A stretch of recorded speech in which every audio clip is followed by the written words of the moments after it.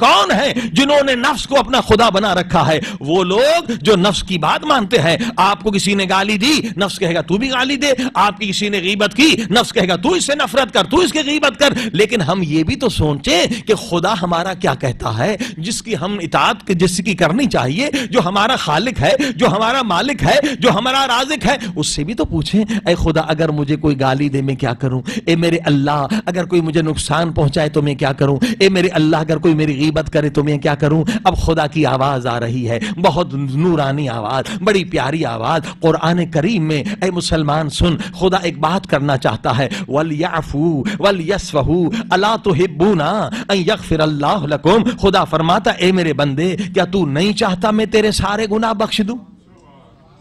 ہے کوئی بدبخت جو جواب نہ دے کہ جی میرے اللہ ہم یہی چاہتے ہیں؟ کوئی ایسا بدبخت نہیں جو انکار کرے. خدا کہتا ہے آجا میرے بندے میں تیرے سارے گناہ بخشنے کے لیے تیار ہوں، فقط ایک شرط ہے، فقط ایک کنڈیشن ہے. میرے مالک ہر شرط مجھے منظور ہے. یہ گناہوں کا تو مجھے ڈر لگتا ہے. گناہ ہی تو انسان کو پست و دلیل کرتے ہیں، گناہ ہی تو قبر کو جہنم بناتے ہیں، گناہ ہی تو قیامت کی رسوائی کا سبب ہے. اس سے بڑھ کر کیا خدا خود آفر دے رہا ہے، خود کر آجا میرے بندے میں تیرے سارے گناہ بخشنے کے لیے تیار ہوں، بس ایک شرط ہے اس پہ تو عمل کر لے. میرے مالک وہ شرط کیا ہے؟ خدا فرماتا ہے وَلْيَعْفُوا وَلْيَصْفَحُوا أَلَا تُحِبُّونَ أَن يَغْفِرَ اللَّهُ لَكُمْ. اے میرے بندے تو میرے بندوں کو بخش دے تاکہ میں تجھے بخش دوں. اللہ اکبر.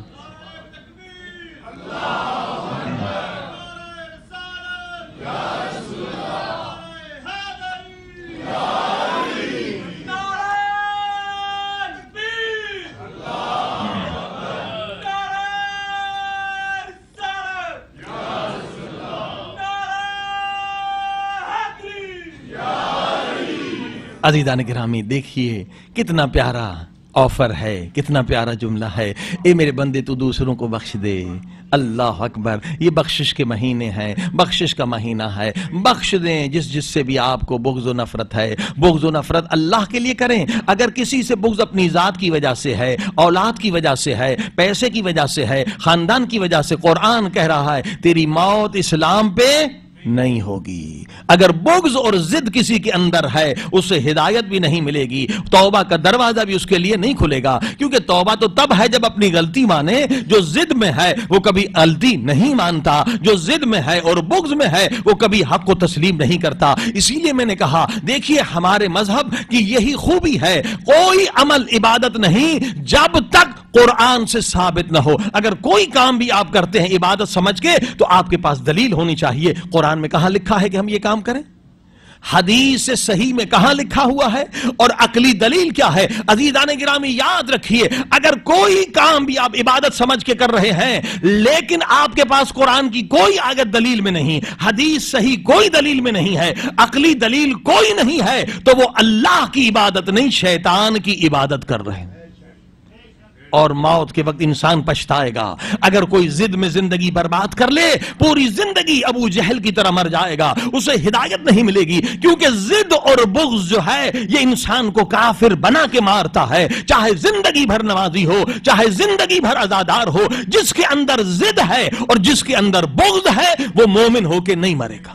یہ قرآن کہتا ہے سأل سائل بعذاب واقع للکافرین. لہذا قرآن بھی یہ کہتا ہے قل کہہ دو ان سے ہاتو برہانکم ان کنتم صادقین. اگر تمہارا دین سچا ہے، اگر تمہارا مذہب سچا ہے، اگر تمہارا عمل سچا ہے، اگر تمہاری عبادت سچی ہے تو دلیل پیش کرو. قرآن سے دلیل لے کر آؤ، حدیث سے دلیل لے کر آؤ، عقل سے دلیل لے کر آؤ. صلوات پڑھیں محمد و آل محمد.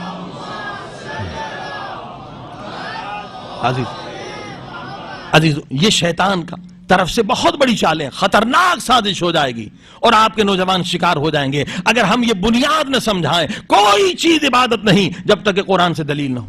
دیکھیے دو فرقے شروع سے میں نے عرض کیا مسلمانوں کو لڑانے کے لیے دو فرقے بہت خطرناک. ایک خارجی جو مولا علی کے دشمن ہے جسے قرآن نے منافق کہا ہے. یہ خارجی سب سے بدترین قوم ہے.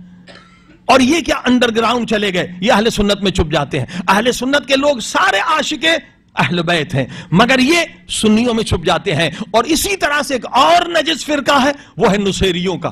یہ مشرک ہیں، یہ حضرت علی کو خدا کہتے ہیں، حضرت علی نے ان پر لعنت کی ہے، ہر امام نے ان پر لعنت کی ہے، یہ شیعوں میں گھس جاتے ہیں۔ نصیری کبھی نہیں کہتا میں نصیری ہوں، اور خارجی کبھی نہیں کہتا میں خارجی ہوں، کیونکہ خارجی پر قرآن نے لعنت کی ہے اور نصیری پر بھی قرآن اہل بیت نے لعنت کی ہے۔ صلوات پڑھی محمد و آل محمد۔ اور یہ کیا کراتے ہیں؟ ان کا کام ہے فتنہ کرانا، ان کا کام ہے مسلمانوں کو لڑانا، اور یہ کئی ایسی حرام چیزیں لے آتے ہیں۔ ہوشیار رہیے، خصوصاً عزاداری میں یہ ہمارے دھوکہ نہ کھائے کوئی نوجوان۔ دیکھیے عزاداری ہم جو کرتے ہیں وہ عین قرآن کے مطابق ہے، عزاداری وہی ہے جو قرآن کے مطابق ہو۔ اگر قرآن کے خلاف ہے تو وہ عزاداری امام حسین کے لیے نہیں، وہ عبادت نہیں، وہ اللہ کی عبادت نہیں، وہ شیطان کی عبادت۔ اب یہ بہت سارے نصیریوں نے ہمارے نوجوان کو گمراہ کرنا شروع کیا۔ یہ کیا کرتے ہیں؟ آ کے علم کو سجدہ کرتے، سجدہ صرف خدا کے لیے۔ یہ کبھی تابوت کو سجدہ کرتے ہیں، یہ نصیری ہے، یہ شیعہ نہیں، دھوکہ نہ کھائیں، یہ مذہب اہل بیت میں حرام ہے، سجدہ صرف اور صرف خدا کے لیے۔ یہ کبھی ذوالجناح کو سجدہ کرتے ہیں، بھئی یہ سب حرام ہے، آپ سجدہ صرف خدا کو کریں۔ یہ مذہب کو بدنام کرتے ہیں، کیونکہ اگر کوئی ویڈیو لے لے کہ بھئی شیعوں کا جلوس ہے اور کوئی ایک ذوالجناح کو سجدہ کر رہا ہے تو کیا دکھائیں گے دنیا والے کہ دیکھو بھئی کچھ بت پرست ہیں، کچھ گائے کو سجدہ کرتے ہیں، اور نعوذ باللہ شیعہ جو ہیں یہ گھوڑے کو سجدہ کرتے ہیں۔ یہ پورے مذہب کو بدنام کرنے کی سازش ہے، کہیں قرآن میں نہیں لکھا۔ دیکھیے ہم ذوالجناح کیوں بناتے ہیں؟ کیونکہ یہاں تک ہمیں شریعت نے اجازت دی ہے۔ رسول خدا نے کہا جس نے ماں کے قدموں کو چوما جنت کو چوما، کہا میری ماں مر گئی ہے، کہا جا کے قبر کو چومو، کہا مجھے قبر نہیں بتا، کہاں ہے میری قبر؟ رسول خدا نے ایک شبیہ بناؤ، سمجھو کہ یہ تیری ماں کی قبر ہے اور تو چوم لے تجھے ثواب ملے گا۔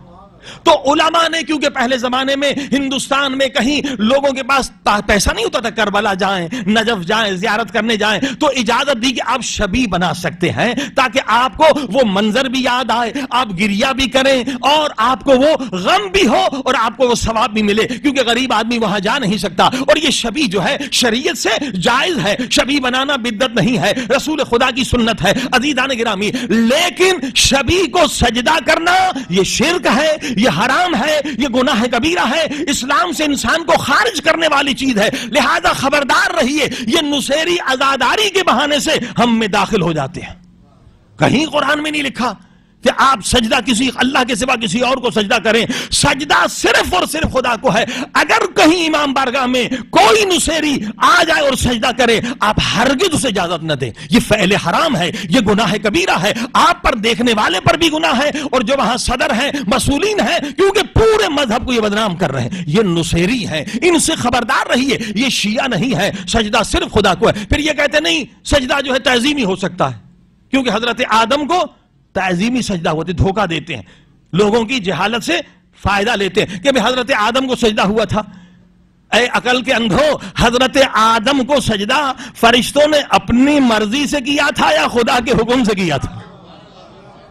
سجدہ خدا کے حکم سے کیا تھا، نہ کہ اپنے مرضی سے کیا تھا کہ تم ہر ایک کو سجدہ کرتے رہے، کیونکہ اصل کیا ہے، یہ نصیری جو ہیں اپنے پیر کو بھی سجدہ کرتے ہیں، اپنے پیر کو، ان کے جو پیر زندہ ہیں ان کو بھی سجدہ کرتے ہیں، لہذا انہوں نے انہیں گمراہ کیا ہے۔ ورنہ لوگ کہیں گے دیکھو یہ خود کو سجدہ کرواتا ہے، تو اس نے کہا جی تعظیمی سجدہ ہو، گھوڑے کو بھی کر سکتے ہو اور علم کو بھی کر سکتے ہو، تابوت کو بھی کر سکتے ہو، تاکہ وہ جواز پیدا کرے جو مجھے سجدہ کیا جا رہا ہے وہ صحیح ہے، حالانکہ وہ بھی حرام ہے، وہ بھی کفر ہے، وہ بھی شرک ہے۔ صلوات پڑھی محمد و آل محمد۔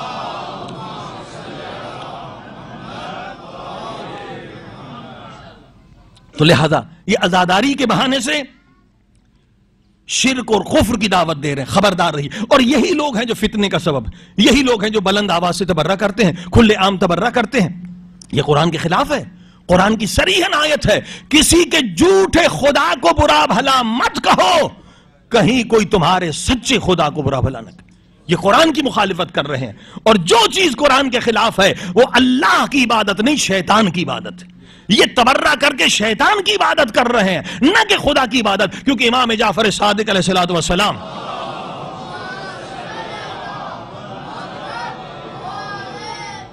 کو بتایا گیا کہ ایک شخص نے کسی فرقے کے امام کو برا بھلا کہا، اس کے نتیجے میں ضد میں آ کر ان لوگوں نے حضرت علی علیہ السلام کو برا بھلا کہا۔ امام سخت ان سے بیدار ہوئے، کہا یہ مجرم ہے جس نے کسی فرقے کے امام کو برا بھلا کہا یہ مجرم ہے